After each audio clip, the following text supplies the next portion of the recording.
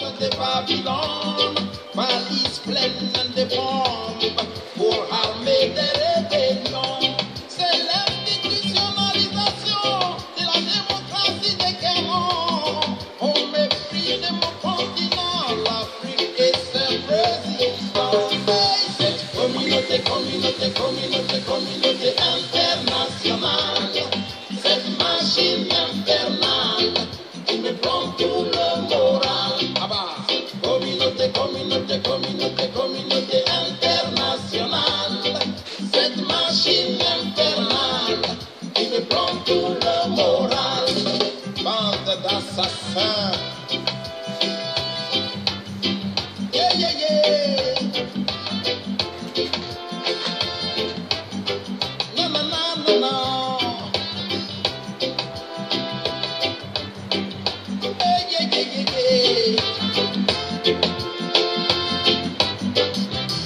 Elle nous impose des gérants sous la forme des dirigeants qui nous larguent des bombes aux yeux du monde. Et personne ne dénonce, personne ne condamne, tout le monde s'amende. Ah, c'est la communauté internationale qui a décidé. Hey, cette communauté internationale, cette machine infernale qui me prend tout le moral. Ah bah, communauté internationale, cette machine infernale qui me prend tout le moral.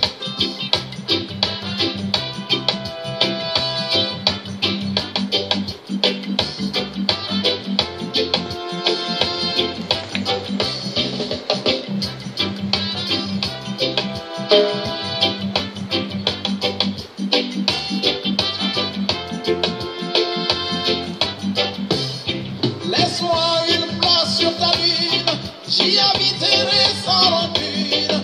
Laisse-moi mon Afrique et tu peux garder tout ton fric.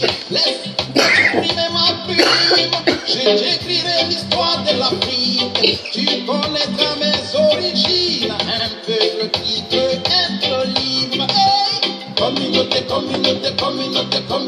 internationale, cette machine infernale qui me prend tout le moral. Ah bah, communauté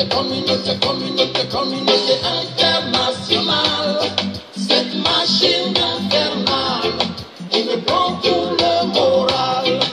La maman pleure car son enfant meurt, l'enfant pleure car sa maman meurt, bombardé par l'Organisation des Nations Unies.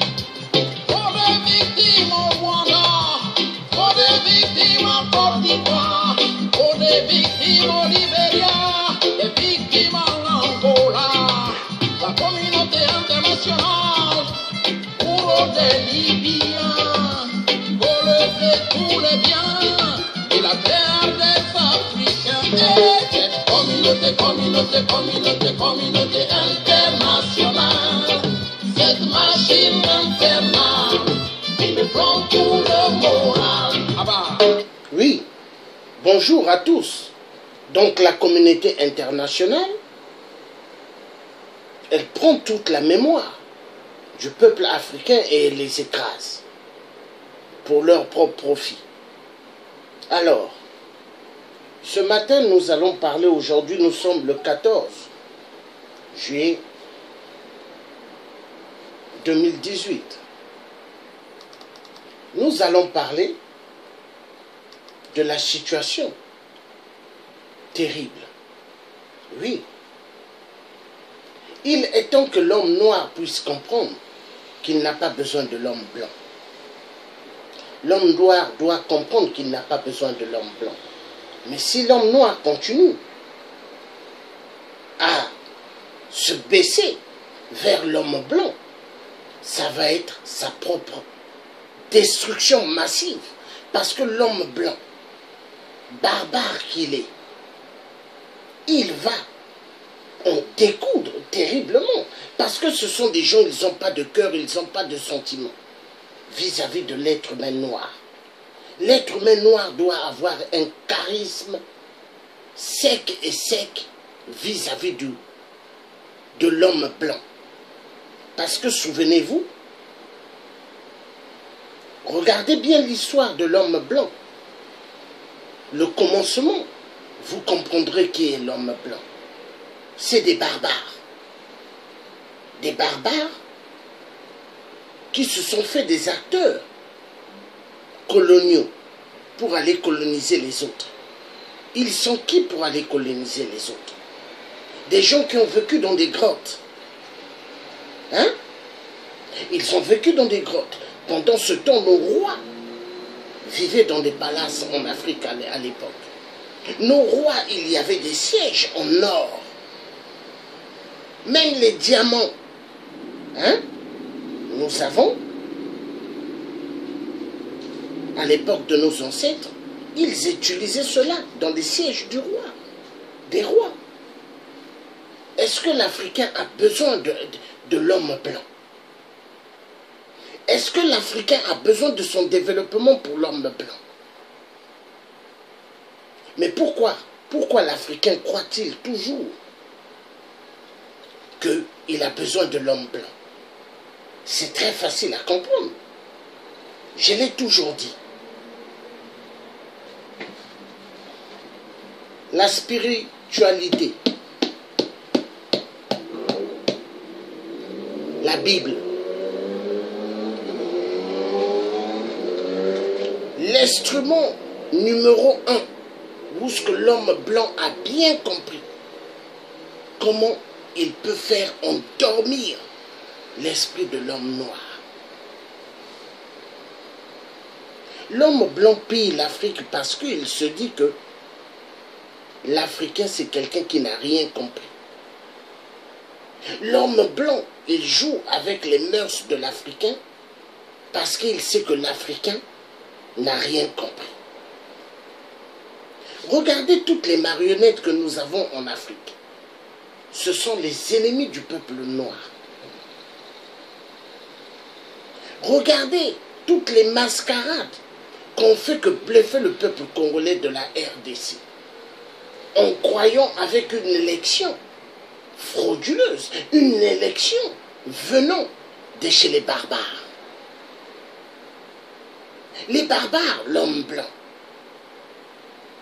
ils veulent une élection dans un pays qui est sous-occupé par eux-mêmes. L'homme blanc de merde. Ils ont pris le Congo RDC en captivité. Et des opposants soi-disant du Congo RDC courent comme des Tom Sawyer en direction de Belgique, en direction de la France, des États-Unis, et ils vont même au Canada. Mais des gens qui n'ont rien compris. Est-ce que vous pouvez aller vers ceux qui sont allés chercher nos parents en Afrique et les ont amenés enchaînés du pied jusqu'à la main, jusqu'au cou, il y avait des chaînes? Est-ce qu'on peut aller vers cela? Je pense pas. Est-ce que le Congolais a compris réellement l'histoire de Patrice Lumumba? Est-ce que le Congolais a compris l'histoire de Patrice Lumumba, je le redirai?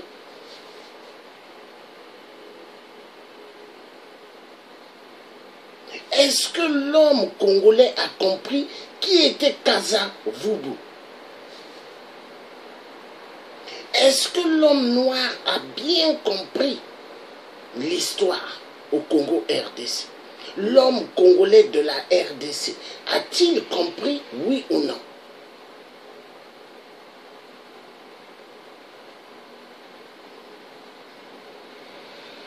Est-ce que l'homme congolais de la RDC veut-il rester toujours esclave vis-à-vis de l'homme blanc? Est-ce que l'homme congolais de la RDC a compris que le Belge n'aime pas le Congolais. Est-ce que le Congolais l'a compris? Est-ce que les Congolais de la RDC ont compris que les Belges ne les aiment pas? Oui, les Flamands, tous les Belges, tous les Belges. Nous verrons tout à l'heure certaines petites images, je mettrai, pour que l'homme noir comprenne. Mais ils se disent que les Belges sont leurs parents, leurs frères. Mais grandement faux.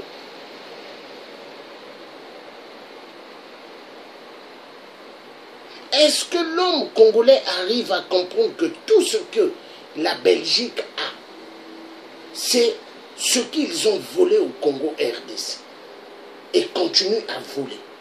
Est-ce que l'homme congolais a compris?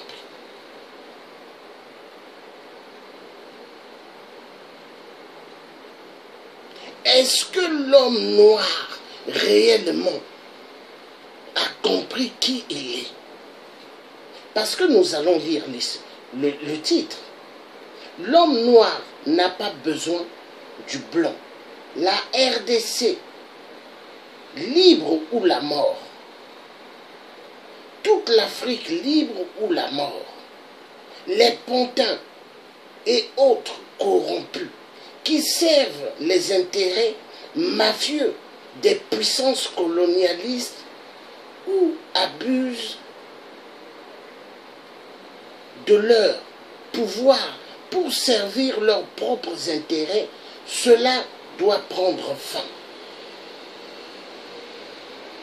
Est-ce que l'homme noir réellement, je vais le redire, congolais de la RDC, a yebi droit naïe ou pas?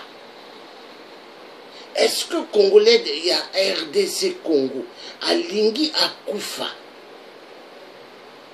Est-ce que tous les Africains ont compris que ils n'ont pas besoin de l'homme blanc ou ils veulent leur disparition? Parce que l'Afrique sans le peuple noir est une Afrique meilleure. Ça c'est le plan de l'homme blanc. C'est ce que l'homme blanc pense. L'homme, quand je dis l'homme blanc, je m'adresse à l'homme politique. Regardez, tout à l'heure, il y aura le défilé. Mais le défilé là, quand il y a le défilé du 14 juillet, mais ça doit réveiller l'esprit de l'être humain noir. Mais quand ils font des défilés de désarmement, ils passent avec les armes. Mais c'est pour montrer que leur puissance vient de là, de l'armement. Mais pour avoir tout l'armement qu'ils ont, ils ont besoin des minéraux, ils ont besoin du fer, ils ont besoin de pas mal de minéraux. Ils le prennent où? En Afrique. Est-ce que l'Africain a compris qu'il n'a pas besoin de l'homme blanc? Est-ce que l'Africain l'a compris? Ou est-ce que l'Africain veut toujours rester esclave avec des chaînes? Parce que les chaînes, on ne les voit plus, hein, mais elles ne sont plus vues exactement comme ça. Mais elles sont toujours enchaînées dans la tête de l'homme noir. Il y a des chaînes.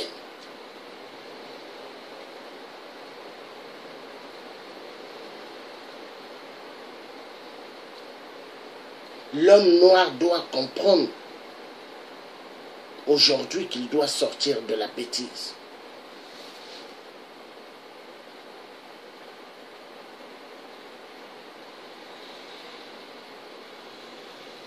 Je ne savais pas quand j'étais petit que j'allais passer une grande partie de ma vie en Europe.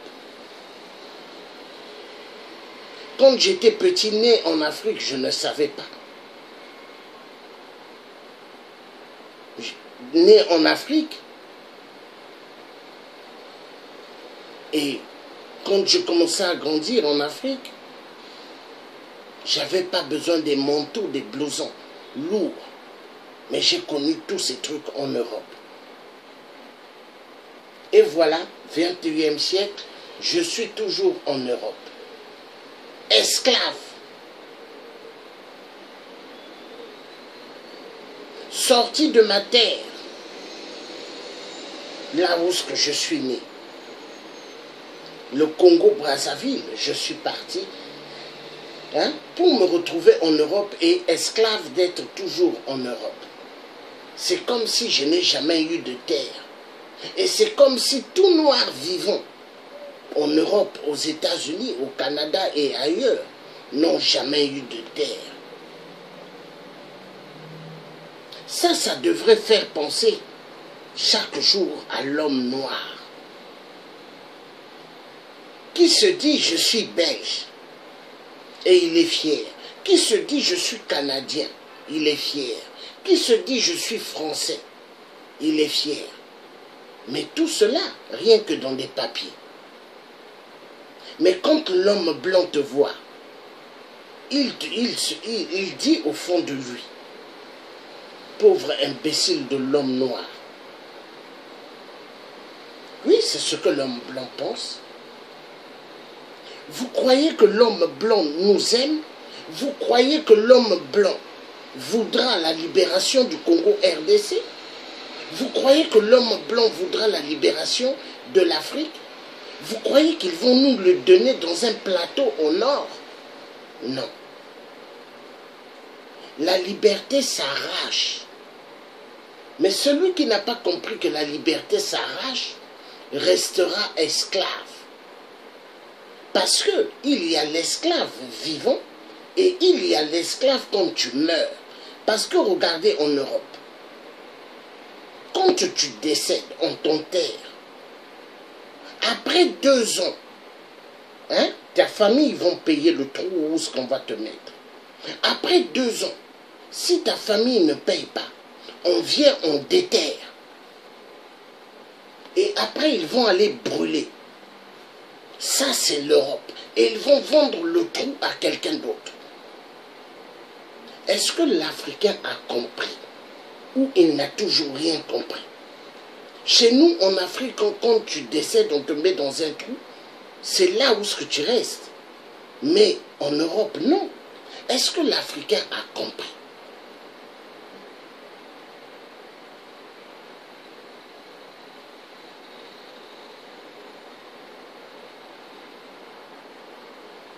Est-ce que l'Africain veut rester toujours esclave?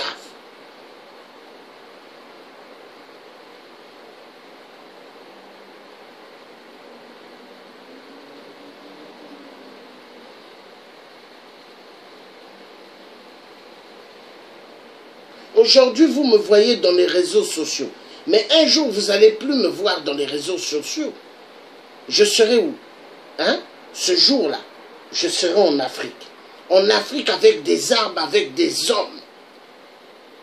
Parce qu'il n'y a que la détermination et des actions qui comptent aujourd'hui. Fidel Castro, quand il a pris le pouvoir au Cuba, Fidel Castro, ils n'étaient pas 100 hommes ou 200 hommes, non. Ils étaient entre 6 à 8. Mais ils ont réussi. La détermination, l'action, c'est ce qui compte.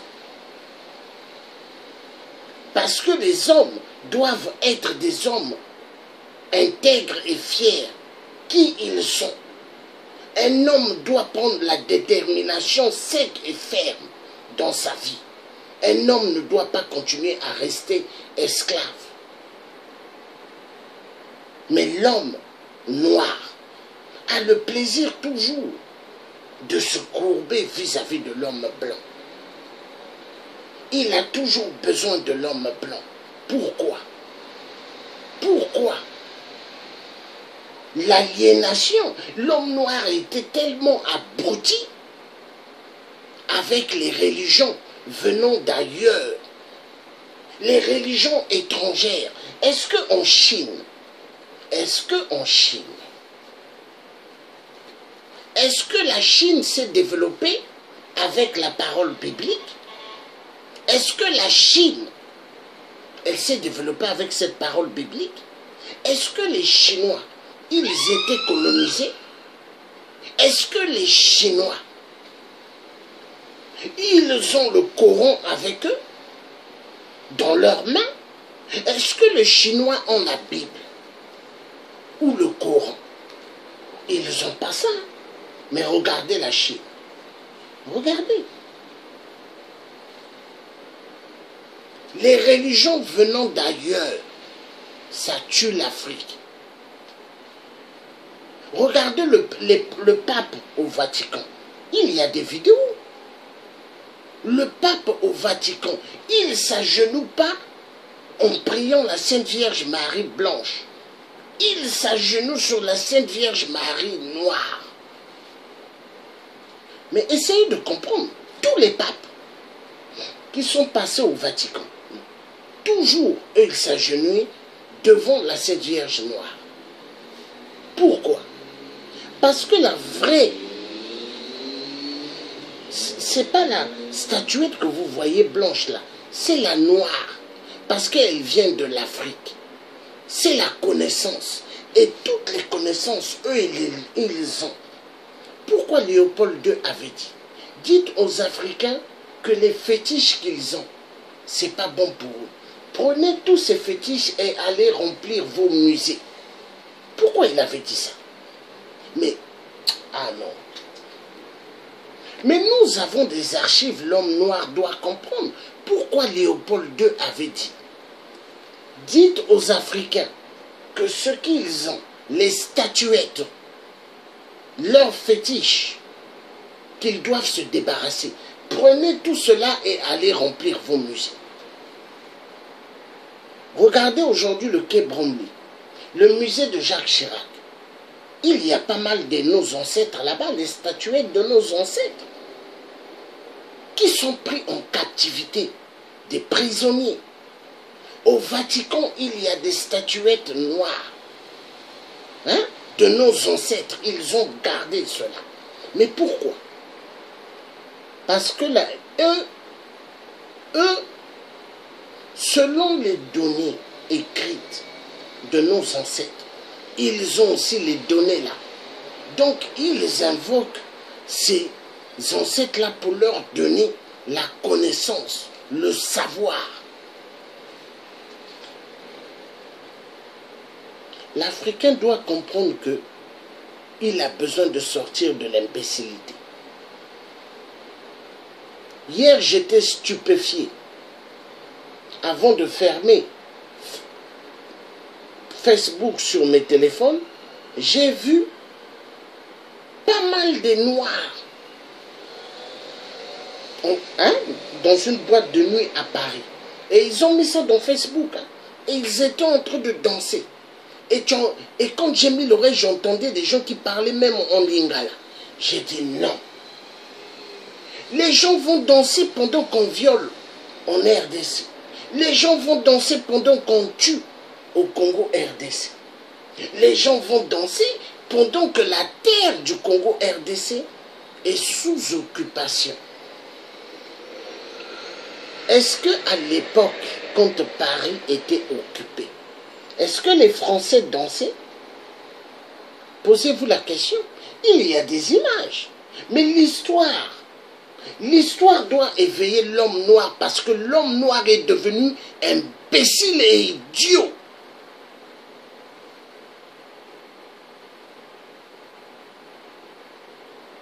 Parmi ceux qui parlent dans les réseaux sociaux, la plupart, ils parlent bien. Mais est-ce qu'ils peuvent prendre une arme, la démonter et la remettre? Ils ne peuvent pas. Parce qu'il faut connaître ce qu'on appelle le terrain, l'armée. Il faut connaître ce qu'on appelle la neige pendant l'hiver, hein, quand tu es un soldat. Il faut connaître comment on déterre une bombe. Parce que moi, le thier africain, en Allemagne, dans les forêts, je déterrais les bombes des saloperies des Allemands de merde.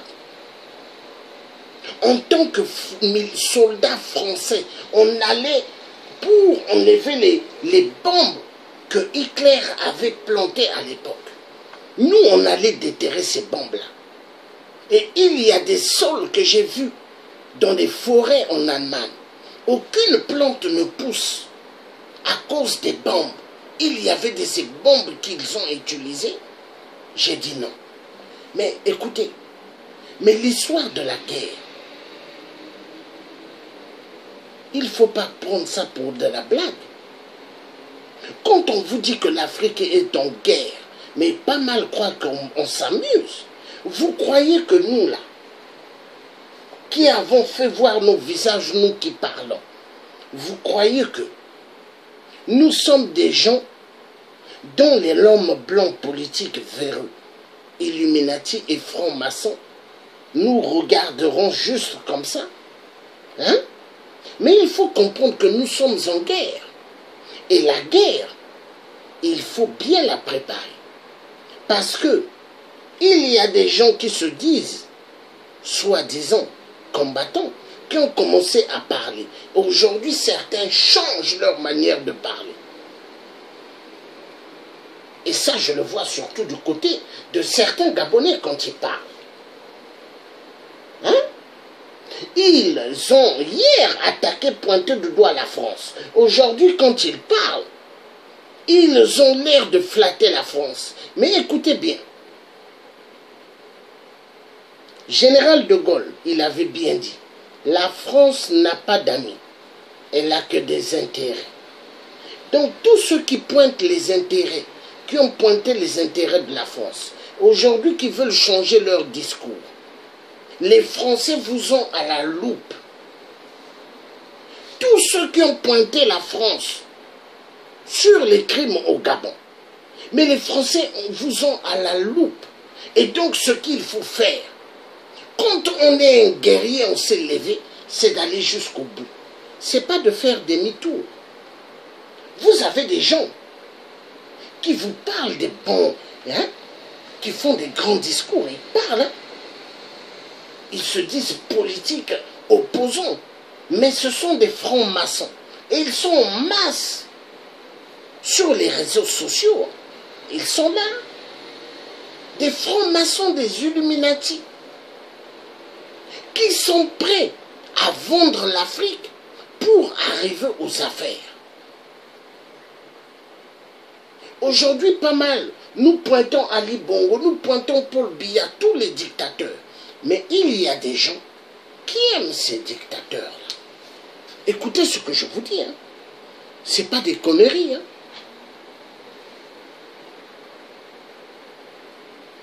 L'Africain doit comprendre qu'il n'a pas besoin de l'homme blanc. Il n'a pas besoin de l'homme blanc pour sortir l'Afrique de la merde.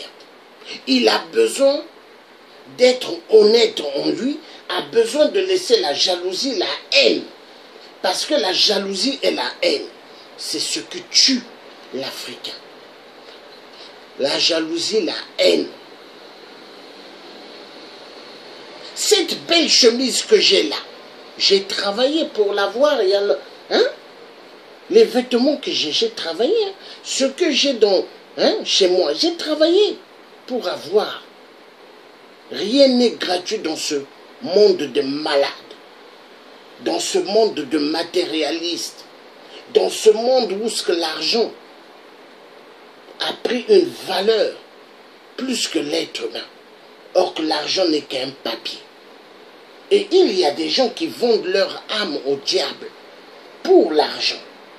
Oui. Ils veulent vivre dans des super belles, beaux palaces. Ils veulent avoir toutes les belles femmes. Hein? Mais ils ont vendu leur âme. Et quand tu vends ton âme au diable, ta fin va être terrible.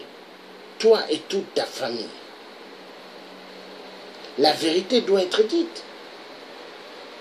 L'Africain doit sortir de l'imbécilité. L'imbécilité de toujours être esclave de l'homme blanc. Moi, je n'ai pas envie d'être esclave de l'homme blanc.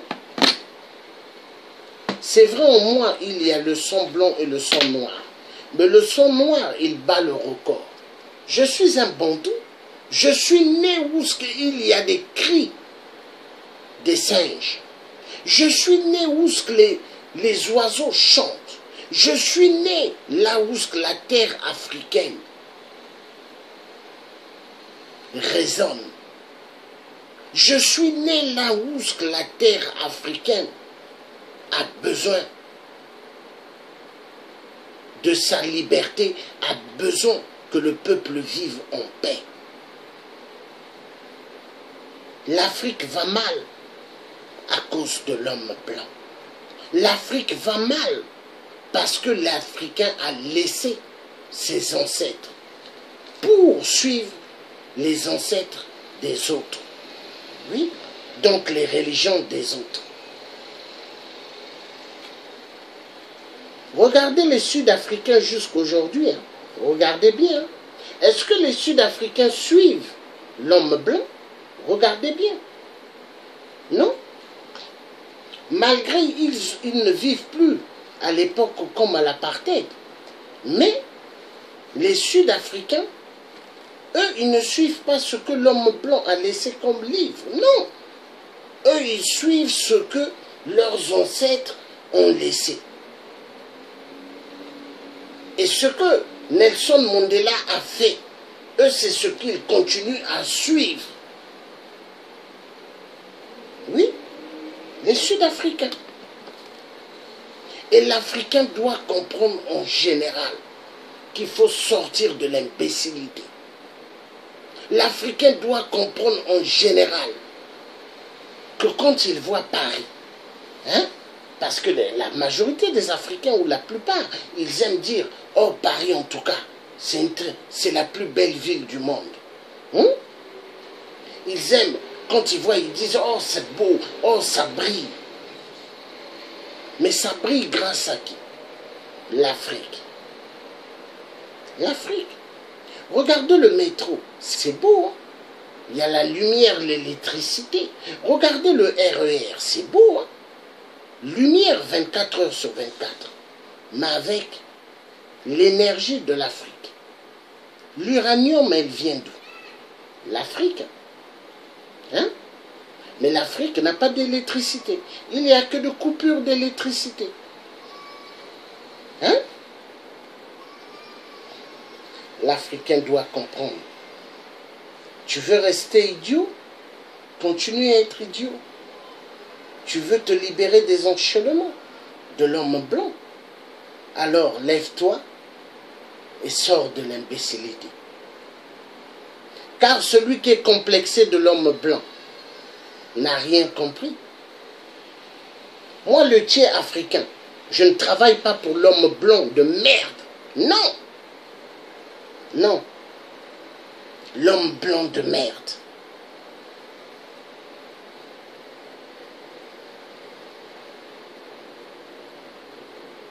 Et dans la vie, quand tu es un résistant, crée une petite entreprise où ce que tu peux te faire un peu d'argent. Même si ce n'est pas beaucoup. Mais pour que tu survives. Mais ne travaille pas pour l'homme blanc quand tu es un résistant.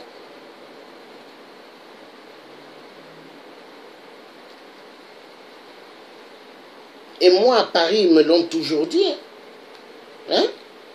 Ah, monsieur Passy, vous attaquez toujours, vous pointez de doigt. Mais sachez une chose, quand vous aurez besoin de travailler pour une grande compagnie, jamais on va vous prendre. J'ai dit, je m'en fous. Je m'en fous de vos grandes compagnies, parce que toutes ces grandes compagnies-là sont l'Afrique.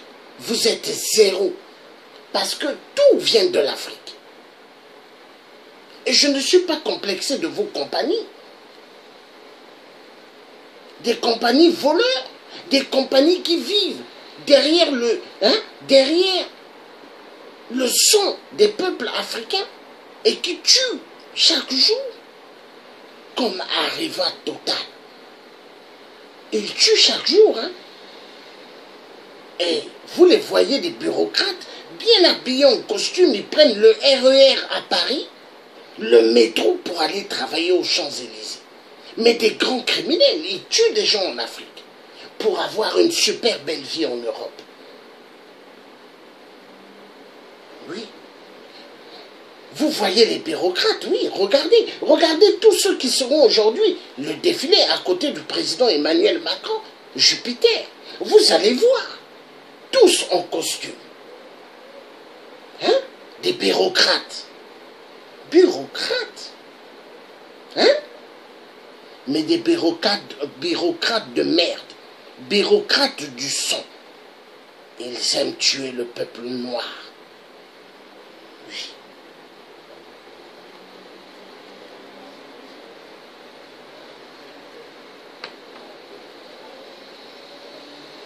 Je remercie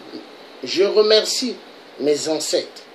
Je remercie Dieu qui a créé l'Afrique, qui m'a donné l'intelligence de ne jamais être complexé de l'homme blanc, qui m'a donné le savoir d'être un révolutionnaire. Je remercie. Je remercie Thomas Sankara. Oui, capitaine Thomas Sankara. Parce que nous allons suivre la lignée que Thomas Sankara avait commencé pour la libération de l'Afrique. Et un bon Africain, c'est celui qui se lève pour défendre sa terre, qui est l'Afrique. Ce n'est pas un Africain qui veut être toujours derrière l'homme blanc, avoir le bien de l'homme blanc, soi-disant. Non. Un vrai, c'est celui qui se lève pour défendre la vraie cause.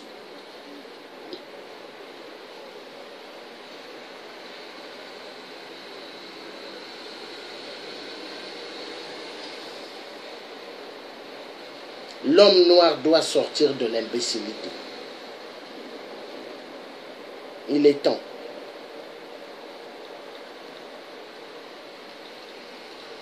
Moi, le Tchè africain, j'ai compris beaucoup de choses. J'ai compris. Voilà pourquoi personne ne peut m'utiliser. Personne.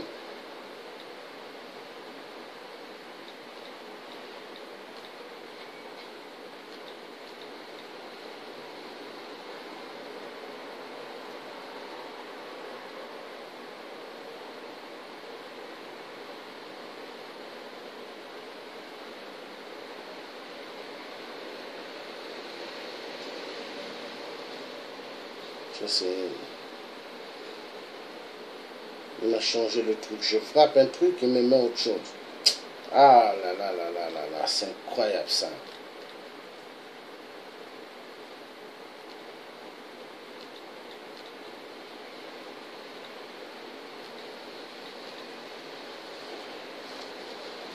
Il est joyeux. Hein? Il est joyeux que tu lui ramènes tout ce qui est minéré. Mais après, qu'est-ce qu'il fait? Hein? Ce même-là, c'est lui qui va t'exterminer. Et l'homme blanc, il a bien compris comment jouer avec l'être humain noir. L'homme blanc a compris comment exterminer l'homme noir par la domination de la colonisation de mer,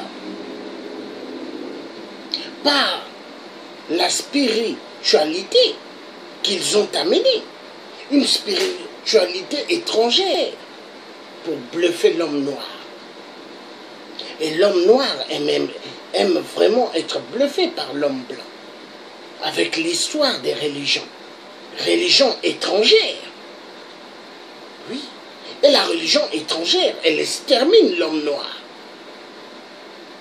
Le Congolais est tellement... On lui a inculqué dans sa tête que l'homme blanc est un dieu. On l'a inculqué dans sa mémoire d'enregistrement qu'il devrait toujours se soumettre à l'homme blanc. Oui. Et vous avez pas mal de Congolais de la RDC. Ils courent derrière la France, ils courent derrière la Belgique, ils courent derrière les États-Unis. Il y a problème.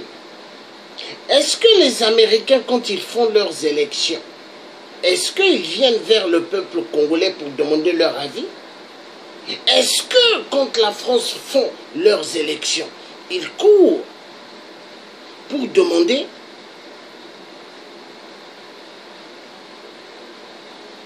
les Congolais courent.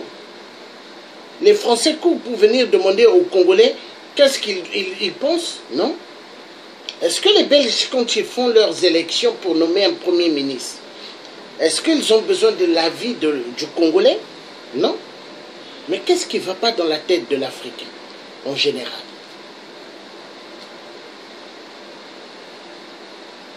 Donc, parce que les colons sont venus en Afrique, ils ont tué nos ancêtres, ils ont volé, ils ont coupé les mains. Aujourd'hui, vous avez besoin d'écouter l'homme blanc? Pitié. Pitié. Très triste. L'Africain doit sortir de l'imbécilité. L'Africain doit défendre sa terre. M'appeler. L'Africain doit sortir de l'imbécilité, défendre sa terre, car la terre, c'est une source première pour l'être humain noir. Mais l'être humain noir est devenu plus imbécile, plus idiot, parce qu'il croit à l'homme blanc. Et l'homme blanc ne lui rapportera rien. Il lui rapportera que la destruction. Et c'est ce que l'homme blanc attend. Oui. L'homme blanc attend cela. La destruction de l'homme noir. Oui. L'homme, quand il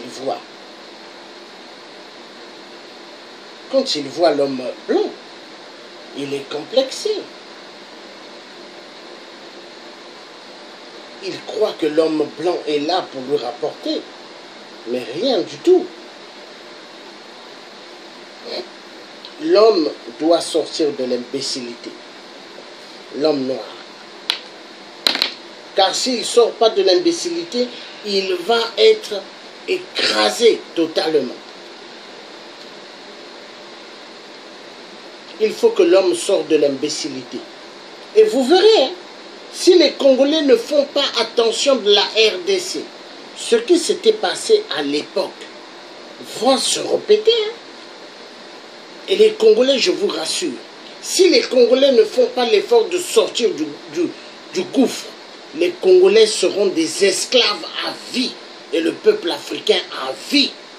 C'est le Tchèque qui le dit.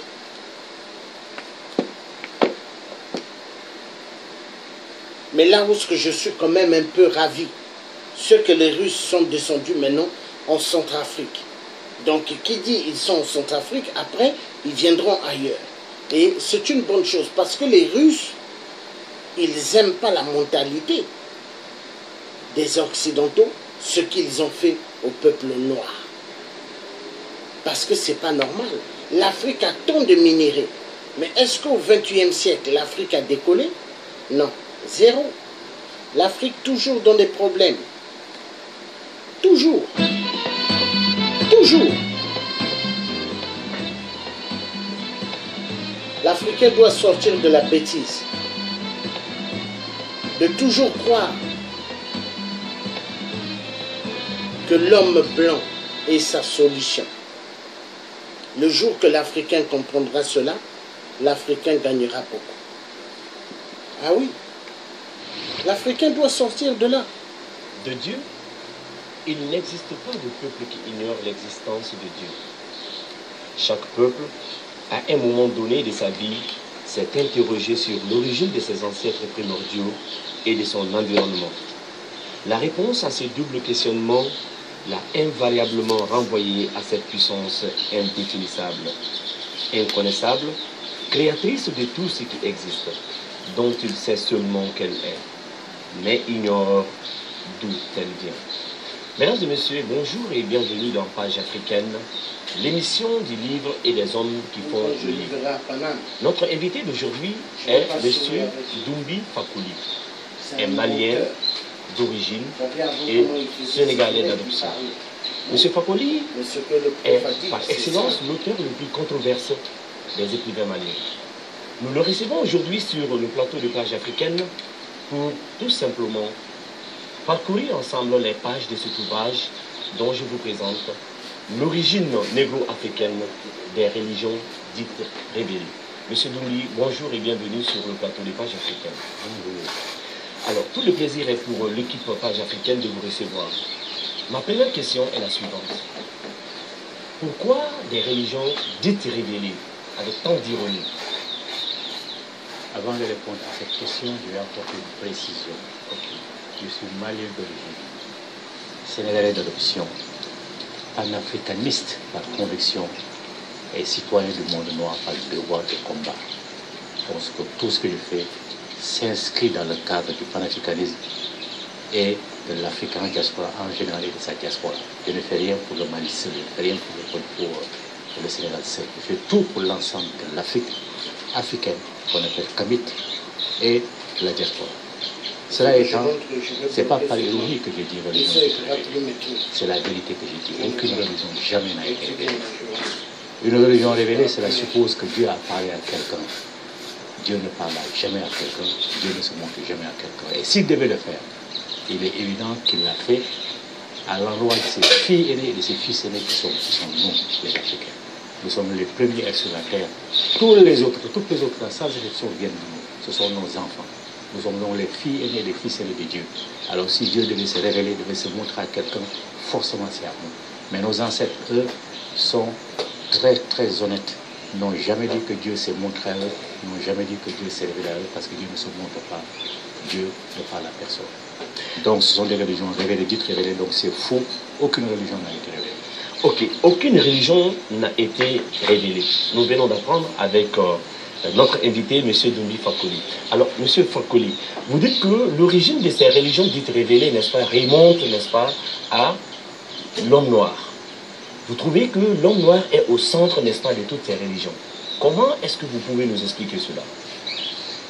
Ceux qui me contestent, c'est parce qu'ils n'ont pas fait suffisamment de recherche. Ou alors tout simplement, c'est par stratégie, c'est par habitude qu'ils me contestent. Sinon, ça, c'est irréfutable.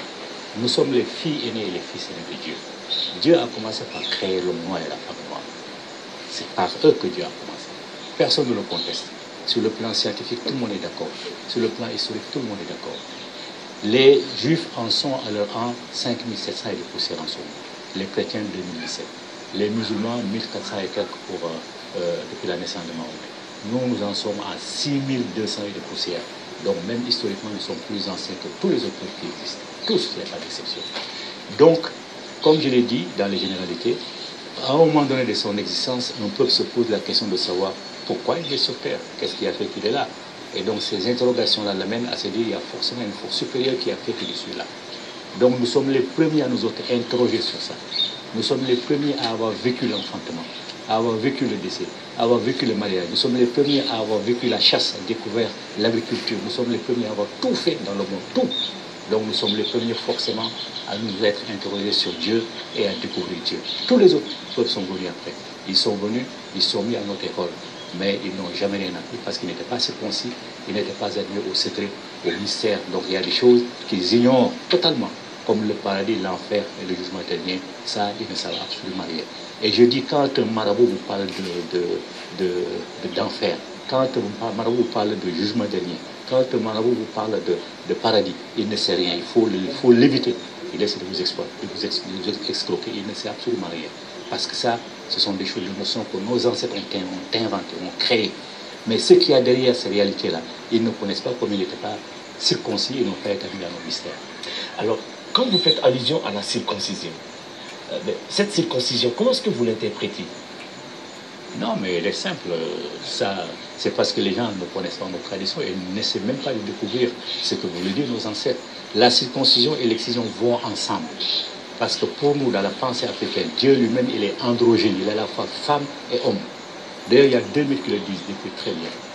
Le mythe égyptien, qui parle de Noun, l'océan primordial, à partir duquel comprenait toutes les potentialités de la création. Le Noun contenait une petite étincelle qui a vibré, qui est devenue majeure, qui s'est expectorée. Une fois l'avoir fait, il a commencé à créer le monde. Ça veut dire que même l'homme vient de la femme. Le mythe Dogon le dit, c'est dans Amma, un œuf primordial, que l'étincelle a pris racine, Amma lui-même. Il a grandi, il a vibré jusqu'à atteindre la vibration, il a cassé l'œuf qui est devenu le Big Bang, il a commencé à créer la création. Ça veut dire Dieu lui-même, il est né d'une femme. Donc, étant né d'une femme, Dieu avait les deux facultés. Il était à la fois femme et homme. Il a transmis tout ça à toute sa création. Donc, l'homme est à la fois femme et homme jusqu'au moment de la circoncision. Au moment de la circoncision, on le met en accord avec son sexe dominant en lui enlevant les prépuces qui composent dans la partie féminine. La femme, on la met en accord avec son sexe dominant en lui enlevant un bout de clitoris ou alors tout simplement en faisant une entaille symboliquement pour la mettre en accord avec son sexe dominant. Voilà l'origine, l'explication de la circoncision et de l'excision. Tous les autres, c'est du fantasme. Tout ce que racontent les autres, ça pour n'importe quoi. Et si nos ancêtres savaient que c'était mauvais, il n'y a pas au monde une femme qui soit plus autoritaire, qui soit plus mature que la femme africaine. Une femme qui a autant d'autorité, qui a toujours été respectée. Si nos aïeux, si ça ne leur convenait pas, ils auraient dit aux hommes arrêtez, les hommes auraient tout de suite arrêté. Mais l'excision, c'est simplement symbolique, une petite entaille. Ce n'est pas ce qu'en disent les autres, sont les Arabes, les musulmans, qui enlèvent tout le clitoris. Et ça n'a rien à voir, ça n'a jamais été africain, ça. Alors, vous parlez aussi n'est-ce pas, de cette juxtaposition entre ces religions dites révélées, comme vous le dites si bien. En parcourant votre livre, on a vu que vous comparez souvent le prêtre, l'imam, n'est-ce pas, avec des données culturelles. Comment est-ce que vous arrivez à agencer tout ceci? Non, mais le prêtre, lui, il suit une tradition, la tradition de son peuple, pas sa religion. Le peuple romain? Oui, ou le peuple juif. Les chrétiens viennent des juifs, hein, ils ont adapté tout simplement.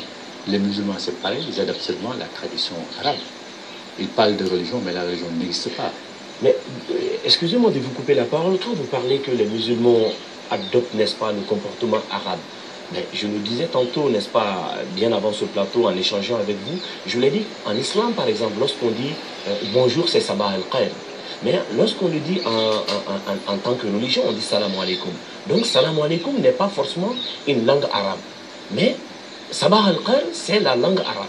Donc, comment est-ce que vous pouvez expliquer cela? Parce que la religion aussi a sa langue, que je qualifie même d'ailleurs d'universelle, dans la mesure où nous avons aujourd'hui des Chinois qui sont musulmans, des anglophones qui sont musulmans, des Africains qui sont musulmans. Donc, l'ensemble de ces peuples-là qui parlent, n'est-ce pas, cette langue de Dieu est une langue universelle en ce moment.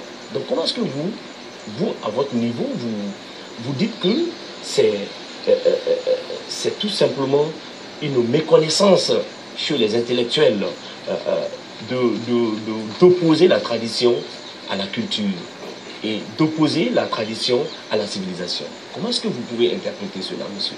Non, je n'ai jamais dit ça. C'est tout à fait le contraire que j'ai démontré dans tous mes livres, et dans tous mes discours, dans toutes les conférences. La culture avec un grand C, c'est égal à la tradition avec un grand T, c'est égal à la civilisation avec un grand T. Ce sont des noms, des mots différents pour nommer la même réalité, la tradition. Ce que je dis, c'est que la religion n'existe pas. C'est tout. La religion, c'est la vérité. Si les intellectuels l'utilisent, par stratégie peut-être. Nous, on l'utilise par stratégie, mais elle n'existe pas. C'est un mot qui est inventé récemment par les Romains. C'est un mot récent. Avant, il existait d'autres choses. Et ces choses-là s'appellent la tradition. C'est la tradition seule qui existe. Maintenant, c'est comme si vous dites que la langue française est universelle. Elle n'est pas universelle, la langue française. Elle est internationale, mais elle n'est pas universelle. Non, la langue française n'est pas une religion. Je donne un exemple, je suis en train de répondre. La langue française n'est pas universelle, elle est internationale. L'américain, l'anglais n'est pas universel, elle est internationale. L'arabe est international par les peuples qui la parlent. Mais l'arabe n'est pas universel. Les juifs ne la parlent pas. Les chrétiens ne la parlent pas. Les africains ne la parlent pas. Vous semblez peut-être confondre l'arabe et la langue issue du Coran. Vous savez que ce n'est pas tous les arabes qui arrivent à lire le Coran. Tous les arabes ne lisent pas le Coran. Donc ça veut dire que le Coran n'est pas la langue arabe.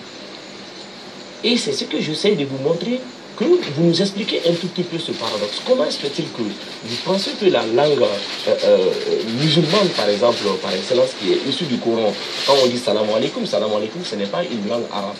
Mais comment est-ce que vous pouvez nous expliquer cela? Parce que si vous dites que la langue musulmane, que je qualifie d'universalité, n'est pas universelle, et vous pensez que les musulmans adoptent tout simplement le comportement maghrébin. Je ne fais pas de confusion entre l'arabe et la religion musulmane. sont les Arabes qui ont créé la religion musulmane. Vous ne pouvez pas dissocier. À partir du moment où sont eux qui l'ont créé, qui vous l'ont amené, ce que vous faites, les musulmans, ce qu'on font les musulmans, ils font exactement comme les Arabes. Vous ne pouvez pas dissocier. Ce sont eux qui ont créé cette religion. Une religion, on l'a créée. Hein. Aucun Dieu ne révèle quoi que ce soit. L'Arabe, la religion musulmane a été créée plus de 3000 ans avant notre religion. Le Coran existe plus de 3000 ans après que nos ancêtres aient rédigé leur livre. Nous avons un livre sacré, Medoune Terre, ça s'appelle. Les Écritures saintes, les Écritures sacrées, qu'ils ont copiées également. Les Écritures, vous voulez faire allusion à l'écriture égyptienne? Mais l'Égypte, c'est l'Afrique.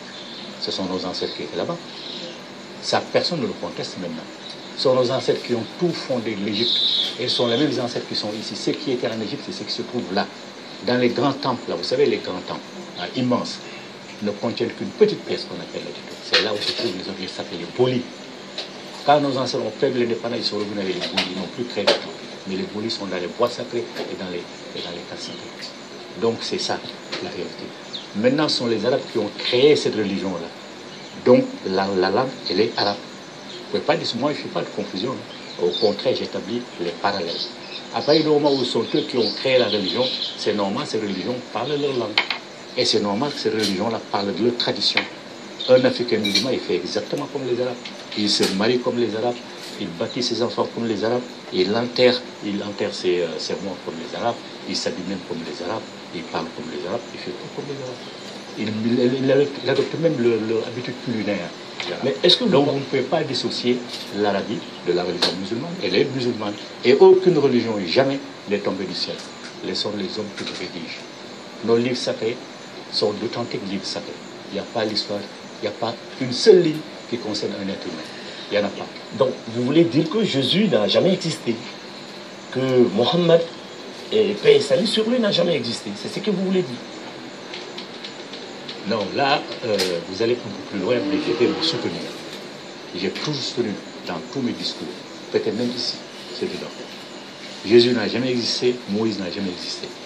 Je n'ai pas parlé de Mohammed parce que ça ne m'intéresse pas pour l'instant. Mais si on démontre que Jésus n'a jamais existé, si on démontre que Moïse n'a jamais existé, ça veut dire que les livres qu'on leur attribue sont nuls, ce n'est pas la vérité. Même les descendants des Juifs à l'heure actuelle reconnaissent volontiers que la Bible, l'Ancien Testament, est un tissu d'histoire totalement mensongère. Absolument rien n'est vrai dedans.